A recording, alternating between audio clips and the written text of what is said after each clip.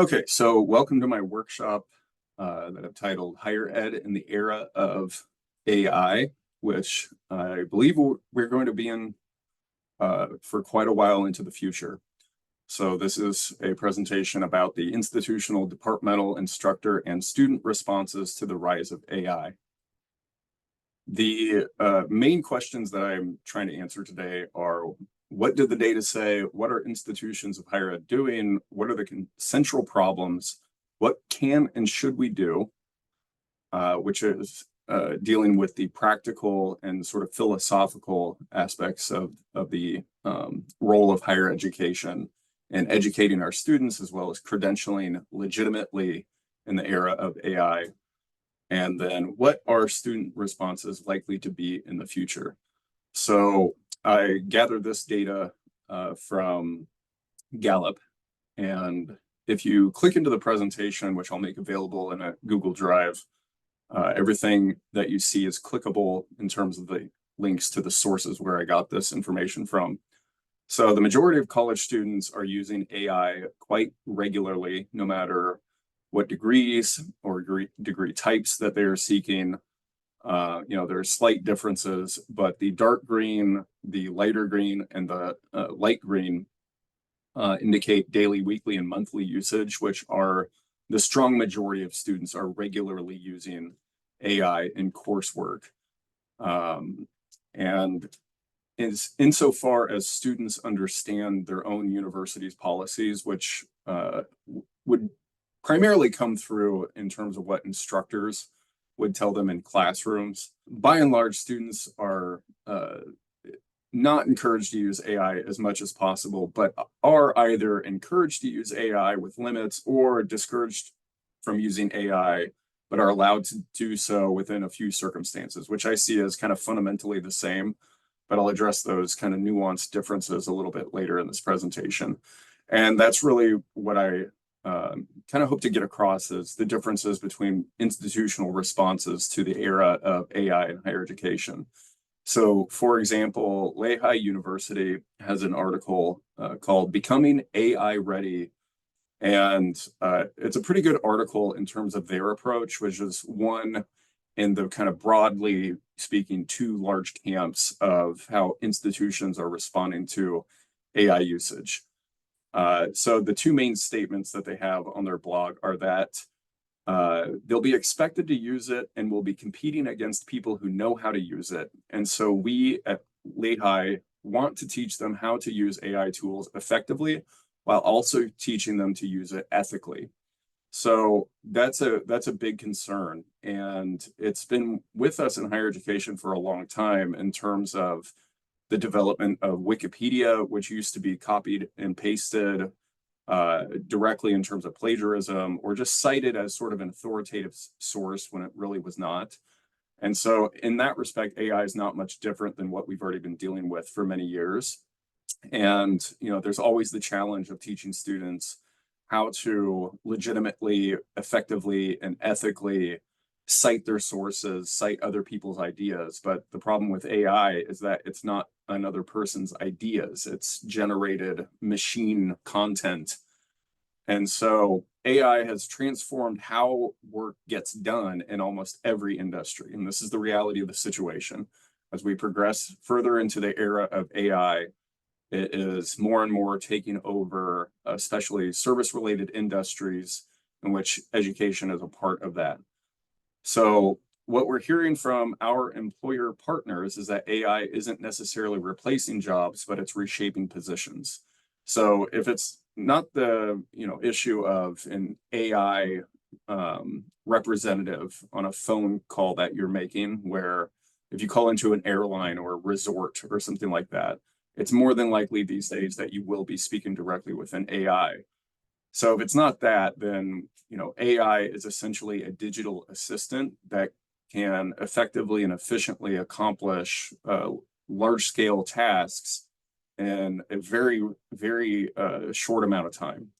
And so this is the way of the future. And that's something that institutions are responding to in that regard. There is another side to the story, though. The University of Florida held a AI summit, and I thought that they developed a very succinct and useful list of do's and don'ts for their institution that broadly represent what I have seen other institutions report. And so their main questions were, how exactly does one build an AI university? And again, this is one side of the story, one side of the approach to essentially integrating AI into the university as opposed to other approaches that are more resistant to incorporating AI. So the do's and don'ts, you can see our lengthy list, and I'm only going to address a few of them. And that's to use AI to support learning, teaching, research, accessibility, and innovation. And I kind of think of this like using Google. There are search queries into Google. They get a list of web pages. Typically, in my experience, they'll use the responses on the first web page, on the first websites that they see. But in that case, we don't expect students to cite their use of Google. We expect them to cite the sources that they retrieve from Google. And AI is fundamentally different because AI will do the research for them and for us.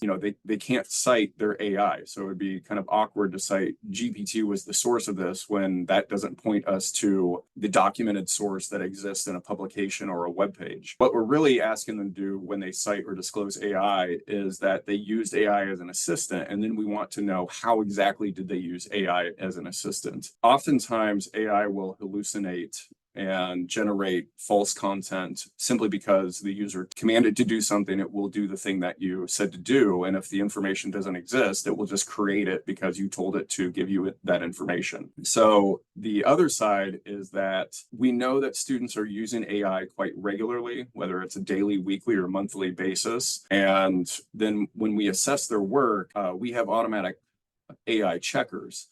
And some of these are embedded in our Turnitin system, for example, and there's various checkers online that we can use. But we can't rely upon that fundamentally or fully, and sometimes in any regard at all. Representing ideas that are not your own is an abridgment of academic integrity, whether that's a student's work that's submitted or even a professor's or research work that's submitted. It's an ethical violation. It would also be an ethical violation to assume that AI detection is infallible or gives 100% accurate results. It's just sort of the nature of the technology that the AI checkers are going to make mistakes, especially in the developing arms race of AI generated content and its growing sophistication, as well as students' rapid gaining in the knowledge of how to prompt AI to get around the detectors. So we can't overly rely upon AI to do the evaluation and judgments for us. And I think nor should we. We have to be aware of the sort of approved and unapproved uses of AI. And so another institution, Stanford, highly regarded, has several, I think, very worthwhile discussions, web pages, and forums on creating a course policy that effectively targets the various parameters that we've just discussed. So if you're building your own syllabus or your own AI statements, they have ready-made examples for you. And this is something that the University of the Bahamas has taken on insofar as a school-wide or college-wide statement on AI. So the purposes and scope, the guiding principles, definitions of what we consider to be legitimate, illegitimate, or the different types of AI, the acceptable uses, the prohibited uses, et cetera. And, certainly over here on the right, I have my own input on this. But these are kind of fairly common standards that different institutions are utilizing. The University of the Bahamas, I think, is not much different than the Stanford approach.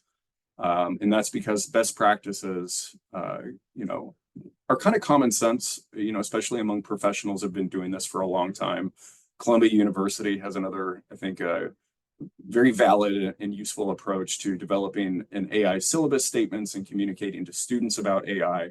And that's a really important aspect from the professor's, instructor's perspective, communicating this to students. And some students will get it that there are legitimate and illegitimate, ethical and unethical uses of AI. Other students, like those who used to copy and paste from Wikipedia or cite Wikipedia as an authoritative source, we still have students like that. So nothing has changed in that regard. But if we communicate effectively to the students who can and will understand what we're attempting to explain to them, then I think that we can ameliorate their temptation to use this expedient solution to the problems. So another problem for us as instructors is just the nature of the technology of AI detectors. So the best practices consensus is that detectors are flags only. So the Turnitin detector works fairly well in terms of indicating whether or not AI has been used. We cannot rely upon the percentages of confidence that it gives us because of the various ways that AI advances in terms of its use. So there are a couple of problems with this that relate to fundamental type 1 and type 2 errors, so false positives and false negatives.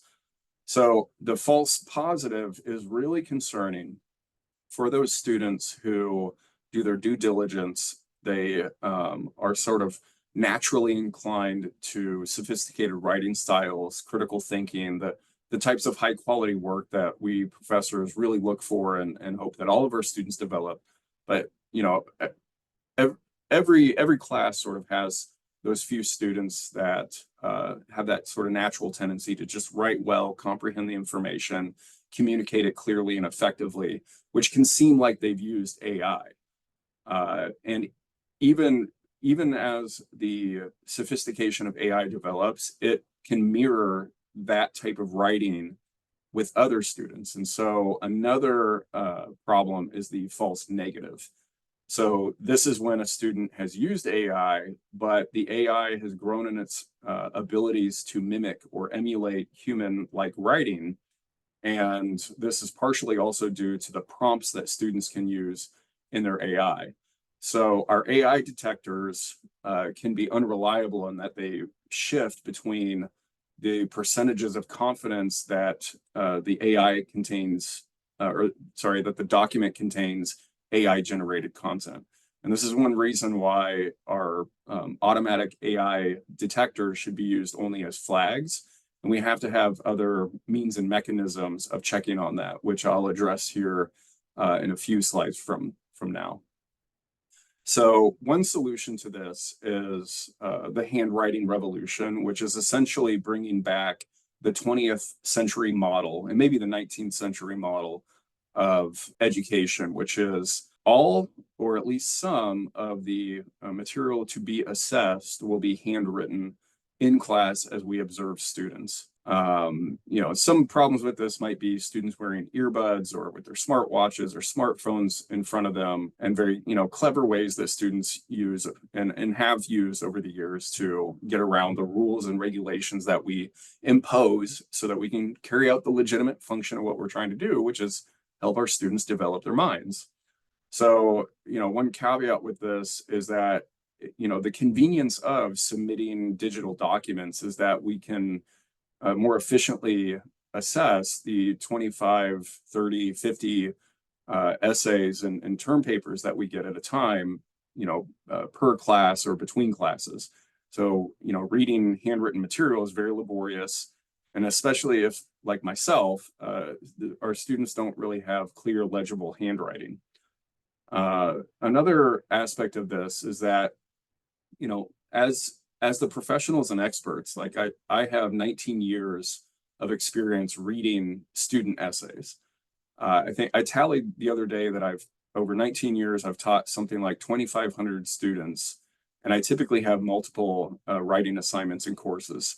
And so I tell my students, I've read literally thousands of essays submitted by undergraduates. I know exactly how undergraduates write. I know what their syntax is. I know what they sound like in a writing assignment. And when students first started using AI did not sound like students. It is now more and more sounding like a college student, especially if they prompt their AI to sound like a college student, because it can and will do exactly that. So we are the experts in this field, and we should also be experts in integrity and the ethics of scholarly and academic work.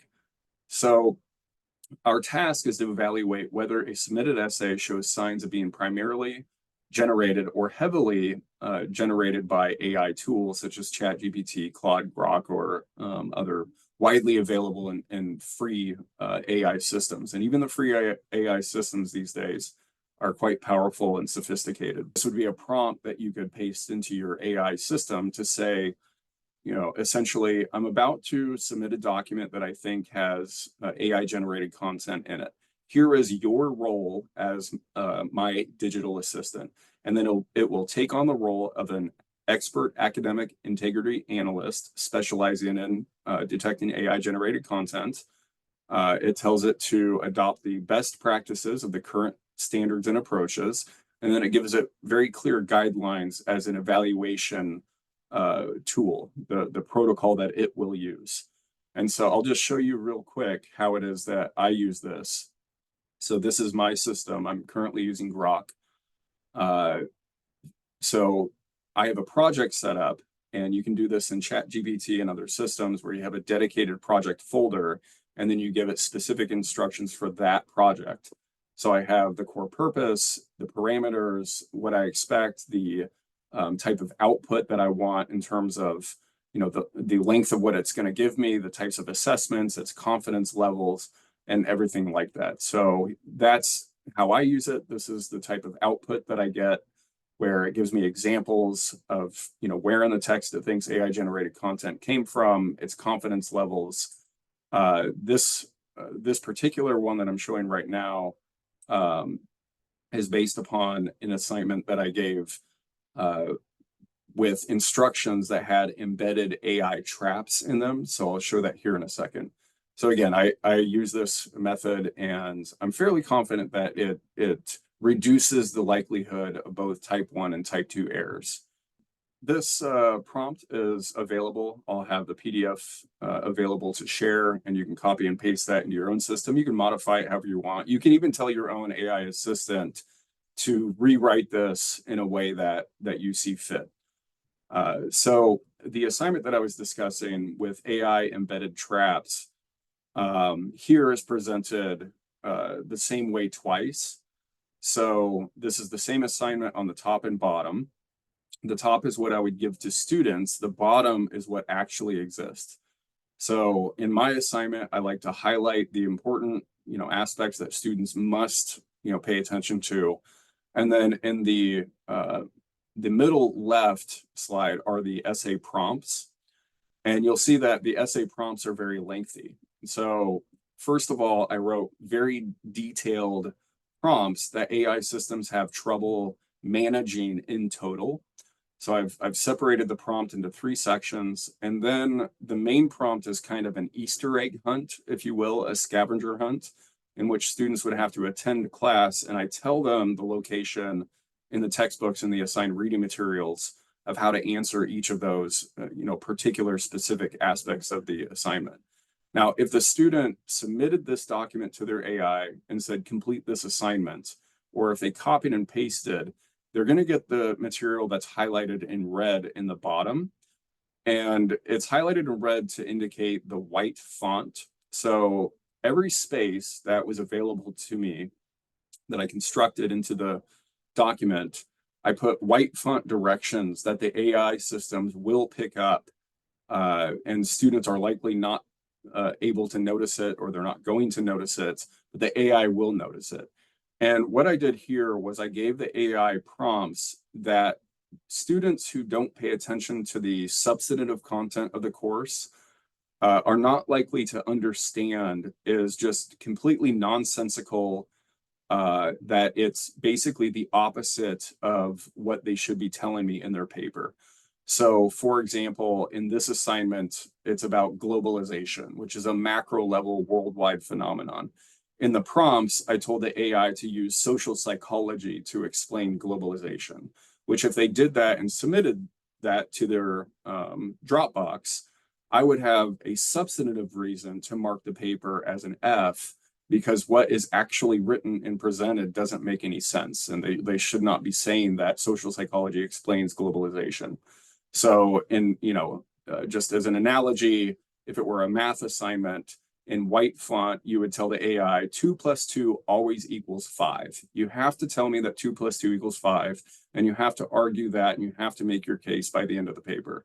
And in the normal, font, it would say something like, tell me what 2 + 2 equals and justify your reasoning. So again, that's another technique that you can use to ensure that when you're evaluating content, there's something that triggers the AI detection tool, or if the AI detection tool is not triggered, then you can see in the writing that the student is clearly using AI because they should not ever be writing anything like this, but the AI will likely pick that up. 2 other systems that you can use are embedded in Microsoft Word as well as Google Docs. And in Microsoft Word, you can tell students that they have to use the review and revision history, so to turn on tracking changes. So Word documents come with metadata that show you when they were first created and last modified. And the review configuration, the tracking changes especially, is a way that you can get that document that has metadata that shows the progress and edits. So if they've just copied and pasted material into that Word document, that's what it's going to show, is that this document was created on, let's say, April 20th at 4:20 p.m. and it was saved with the full text at 4:21 p.m. And then you can see on your learning management system that it was submitted at 4:25 p.m. That's pretty clear indication that the student did not work inside that document. It's not fail-safe because they could have typed all that information into another program and then copied it in. So Google Docs has a feature and a mode of operation in which you can actually track the real-time typing of the student into the Google Doc. There's an internal system that tracks that, shows you in real time every word, every edit that students were going through. So that, I think, is sort of a digital analog to the handwriting revolution.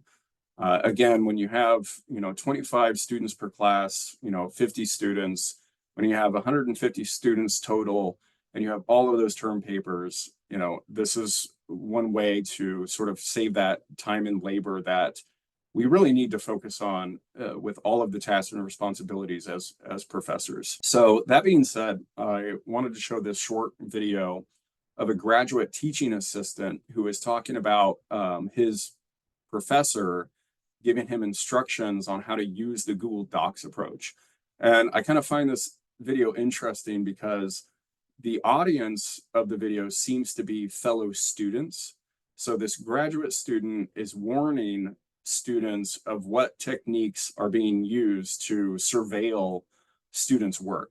And this is something I want to point out because there are forums that exist where there are very keen and diligent students who share the state-of-the-art, most up-to-date tactics of getting around AI detectors. And I think that this is the purpose of this particular video, but it also demonstrates how the Google Doc system works as a tool of ensuring that our students are actually doing the writing of the assignments that we expect of them. Is anyone else slightly concerned that professors in college can see this one thing that they've never been able to see before? Because I'm grading a student's paper right now. I'm a TA, and I want to show you guys what this professor's having me do to grade it, because he's having me do something that he's never had me do before when it comes to grading these essays. And I think college students need to be informed on how your paper's actually getting graded and what you can do before you submit it, because what I'm about to show you, you have access to. Okay, so I'm going to pull up the student's paper in Google Docs. This is where we have to submit it. Okay, so this is a real student's paper. And when I go over here to this black dot, this is what our professor has us grade the paper with now. And what it does is it shows if the text is human. All right, cool. That means that the student did not use ChatGPT to write the paper, which is fine. That's great, okay? But the way that we're proving this now, that he's never had me do before, is this button over here called the typing analysis. And when I click on this, what it does is it pulls up a video hold on, actually, I'm gonna speed it up. Pulls up a video in real time, showing you exactly how the student typed the paper. So it shows all of the keystrokes the student made, all of the text strokes, all of the front spaces, all of the back spaces the student made on the paper. And then it shows all the pastes and all the edits the student made on the paper. And if you come over here, it shows how long it took the student to write the paper, how many words are in the paper, the edits and pastes again, the timestamp when the student uploaded the paper into Google Docs, and this is a midterm paper, so the editors of the paper it shows as well, so the student and the professor who both made edits to this paper, and then this typing analysis that says if it's natural or unnatural sounding, and this paper is 100% natural sounding because of the pauses, errors, and changes in speed and rhythm. That's, again, an example both of one of the 21st century techniques of evaluating the integrity of our students' written submissions, as well as a student informing other students of the techniques used to monitor, surveil, and ensure that these students are writing their own papers. I'm not sure if that is an actual, like, real instance. If you notice, the professor's name was William Poop, so it might have just been a facsimile, let's say, or a simulation. But anyway, this is representative of what students do online, of informing each other of how to get around responsibility of ensuring that they are doing the work themselves. So the best practices, I think, for the School of Social Sciences at the University of Bahamas are ensuring integrity while respecting academic freedom. And that's our own academic freedom as professors to develop our syllabus, enforce AI policies and integrity policies, and a little bit of students' academic freedom, because they need to be able to make choices in terms of how it is that they're going to approach their writing assignments. So I think that one great example is to collect at least one early handwritten in-class writing sample. I did that this semester with a surprise essay component of the midterm exam. The surprise essay component of the midterm exam was worth only 10% of the midterm. Students sort of have a difficult time judging the relative costs of certain components. So I think in their minds, they think, oh, if there's an essay, then it's going to be worth a large amount. But really, the purpose of having that essay was one, so I could have a multimodal exam with true, false, multiple choice, fill in the blank, short answer, but then a lengthy essay that I get as a writing a sample so I can compare their syntax to their papers, should I suspect that they submit a file with AI generated content. We can incorporate targeted verification when flags or mismatches appear. So this means that in your syllabus or AI policy, you can include the stipulation that contestation of your final evaluation can include an oral defense. And I would highly suggest, if possible, doing this in person, because very crafty students who are adamant about getting around these policies can use AI in their Zoom. So you can get an AI simulation of yourself. And employers are dealing with this in terms of Zoom mediated interviews. There are people who are using AI to generate an appearance. And one thing that they do is say, put your hand in front of your face so we can see whether or not you're using a filter. The policies should be clear and transparent, as indicated in the policies that I showed earlier that we developed in the School of Social Sciences. Clear definitions, clear parameters all across the board. And then, very clear targeted discussions with our students, verbally as well as in writing. And then we need to, faithfully and consistently uphold our standards. And I would suggest working with colleagues so that everybody is aware of what everybody is aware of, and that we can develop mutual support in order to address the situation that is developing and will be with us quite some time in the era of AI.